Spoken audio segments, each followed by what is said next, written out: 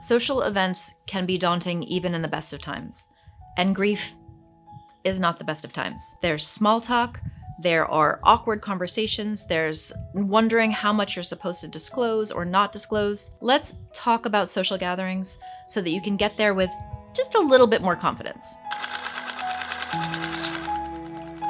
So social interactions are really tricky inside grief. On the one hand, grief can be incredibly lonely and isolating. And as we know, even with the best of intentions, people sometimes say incredibly insensitive or rude things, which can all make people just want to stay home and not bother and just be lonely because it's better than the alternative. I think there's a better way forward with this, right? The first thing that I want to say is you don't have to say yes to every invitation, but maybe also don't say no to all of them either.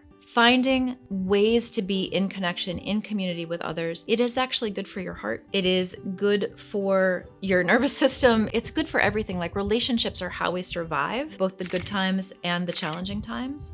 So finding ways that you can engage in community, engage in social connection that don't necessarily feel good, but also don't feel bad. I think this is an interesting point here, especially in early grief. Don't look for things to feel good, look for things to suck a little bit less, right? It's a different measuring stick. So in those early days, weeks, months of grief, there's a lot of pressure from the outside world to like, get out and be around people, remember that life is good, you need to get out more, all of this sort of opinionated socializing type thing, again, which can make grieving people feel like, I don't want to talk to anybody, I don't want to answer the phone, I'm not taking text messages, nothing. So again, like, choose things that suck less for you. Eventually, maybe someday we might move into this could be fun or this could be good, but don't worry about that metric right now. Things that suck a little bit less. Yeah? So step one for managing social events with confidence is choose well. If you know that under the best of circumstances, that office holiday party, not for you, don't try to do it while you're grieving. Don't do it, right?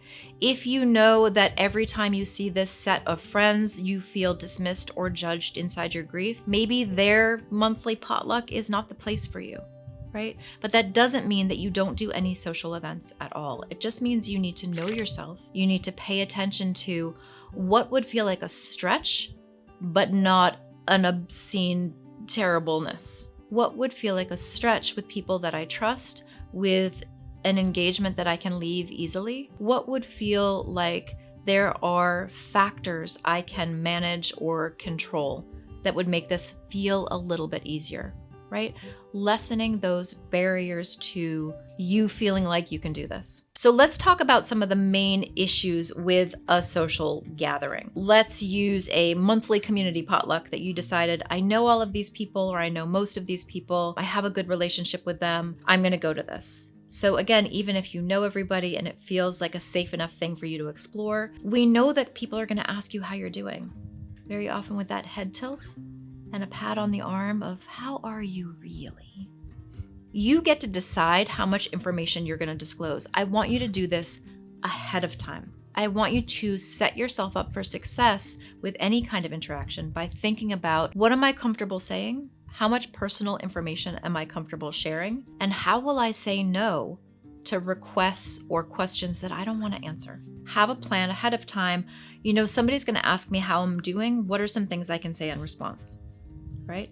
That's going to be relationship dependent. If your really good friend who tends to be really supportive, you had a good relationship, a good supportive relationship before your loss, I might say something like, it's been really crappy and I'm just trying to hold it together while I'm here. It's a perfectly good response. If it's somebody that you don't know very well, or maybe there's going to be a new person at this gathering and you know they're going to ask because everybody knows about your loss, what are some things you can say? Thanks for your concern, or thanks for your support. I don't really get into those details in public settings, but I appreciate you asking. Just because somebody is nice enough to ask for details does not mean you need to give them details. Don't share things that are going to make you feel gross for having shared them. That's not information I share publicly, but I appreciate you asking, is a really lovely, concise way to state a boundary. Nobody knows what to do around grief. They think they're supposed to ask you about it. They think that they're supposed to ask you personal questions because that's how we show we care. You don't have to answer just because somebody asked. Have a stock phrase or two that you say to redirect the conversation or redirect the question. Pre-planning is your ticket to a smoother social event. We have a few more pre-planning tactics to set up your social event to suck less. So if you are going somewhere where you know the organizer, again, using my example of a community potluck, you can call up your friend who's organizing it and say, look, I'm working really hard to get myself okay with attending. Can you watch for me getting trapped in a corner with somebody? Can you run interference for me, right? I also need you to know that I might disappear at times. Don't worry about me. I'm just taking a minute, right? Do you hear what I'm doing here? I am helping my friends help me at this event by telling them how hard it is, by asking them for help in advance. If you see me trapped in a corner with Uncle Steve, please come rescue me.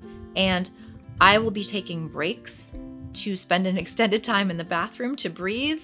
Don't worry about me, right? We're helping our friends help us in a social situation so we can get through it, yeah? The other thing that I really want you to do before you attend is know how you're leaving. An exit strategy is so important. Introverts know what I'm talking about even before grief, right? Know how long you're gonna stay, know your exits, know your excuses if you need them or your reasons if you need them for leaving. Yeah? Know your exit strategy. There's a piece of the exit strategy that I wanna expand on a little bit. Know your early warning signs that you're getting overwhelmed and that you're starting to tap out. It's unreasonable to think that if you are going through a really hard time, you're going to be able to sort of suck it up and perform socially for an extended period of time. That's pretty unreasonable. Know your early warning signs means I know that when I start to spend more time with the dogs at this event than with the other people, or I'm hiding in the bathroom, or I start getting a headache, those are my early warning signs that I'm starting to get overwhelmed. Oh, I'm doing that thing. I knew this would happen. So I'm gonna go take a walk around the block and make some decisions about whether I need to leave or I can stay for a little bit longer. Just don't wait for a meltdown, is my point here with these early warning signs and knowing what your own tells are. Recognize for yourself that there will be a buildup to a meltdown in any situation, but right now we're talking about a social event, yeah? Like if you start to look for signs of wear and tear on your ability to be a social creature at this time, you can more effectively and efficiently take care of yourself. Maybe you just need an extended bathroom break. Maybe you need to go drink more water. Maybe you need to go outside and look at the stars for a minute. And maybe you just need to go. Know your early warning signs and know your exit plan. This is also something that you can do if you know the organizer or it's a friend's party or something. You can tell them ahead of time, I might disappear. It'll be okay, you can check on me later, but if I get overwhelmed, I'm not gonna have the ability to come and find you and say goodbye to you or say goodbye to other people. I am gonna tap out. I want you to put yourself first. I always want you to put yourself first. Pre-planning is gonna help you get to the event, and all of that work that you did to figure out what you need, what you wanna say, what you're not comfortable saying, all of that stuff is gonna help you survive that event. Hopefully it will suck less. And knowing your exit strategy is going to help you feel like you can leave when you need to. There's nothing worse than feeling trapped in a situation. Plan your exit, friends. Leave whenever you need to. Remember that boundaries are your friend, not just in social events, but certainly in social events or any kind of interaction. Boundaries, boundaries, boundaries. Knowing what you're comfortable with, what you're not comfortable with. I mean, honestly, that's gonna change. You may think, I'm not comfortable sharing any of this information, and then you find yourself in a situation where this actually feels okay. It's not the content of what you're sharing or not sharing that matters here. It's how you feel about it. Knowing that you have a right to boundaries and that boundaries aren't rude. Boundaries are actually a kindness to both parties because it tells us how to connect in ways that actually feel better. Boundaries are something you can carry with you no matter what the social situation is.